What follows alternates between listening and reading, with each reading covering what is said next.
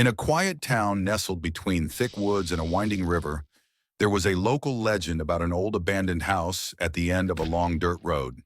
The house, shrouded in rumors and overgrown with ivy, had once belonged to a reclusive woman named Mrs. Abernathy.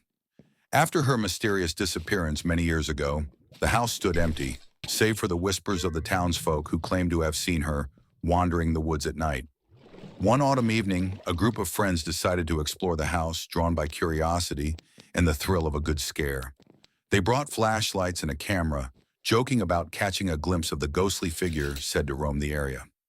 As they approached the creaking front door, the wind picked up, sending leaves swirling around them, and an uneasy feeling settled in the pit of their stomachs. Inside, the air was thick with dust, and shadows danced across the walls. They explored room after room, finding remnants of a life once lived. Cracked porcelain dolls, yellowed newspapers, and a large ornate mirror that seemed to reflect more than just their frightened faces. As they ventured deeper, one friend, Sarah, noticed something odd in the mirror. It wasn't just her reflection, it appeared as though a figure was standing behind her. She spun around, but the room was empty. Dismissing it as a trick of the light, they continued their exploration. But the atmosphere shifted.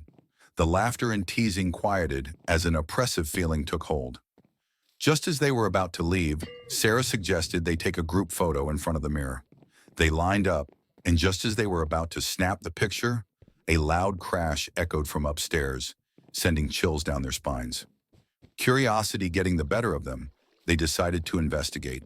Climbing the creaky staircase, they found a door slightly ajar, the source of the noise.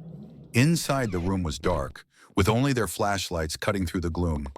In the center was an old trunk, and as they approached it, the air turned colder.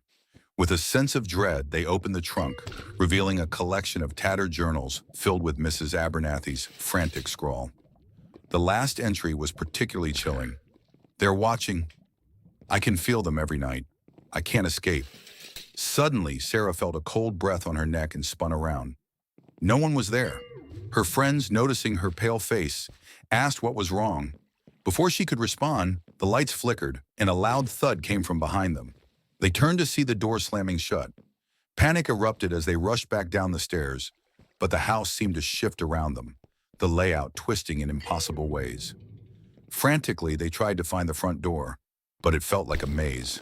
The whispers grew louder, echoing Mrs. Abernathy's warnings, urging them to leave. Finally, they burst through a side door and stumbled outside, gasping for fresh air. Looking back, the house loomed silently, as if watching them leave. They never spoke of that night again, but the following week, Sarah received a message from an unknown number. It simply read, "You shouldn't have left." Months later, she moved away, but sometimes on quiet nights, she could still feel those cold breaths behind her, as if Mrs. Abernathy had found a new way to reach out.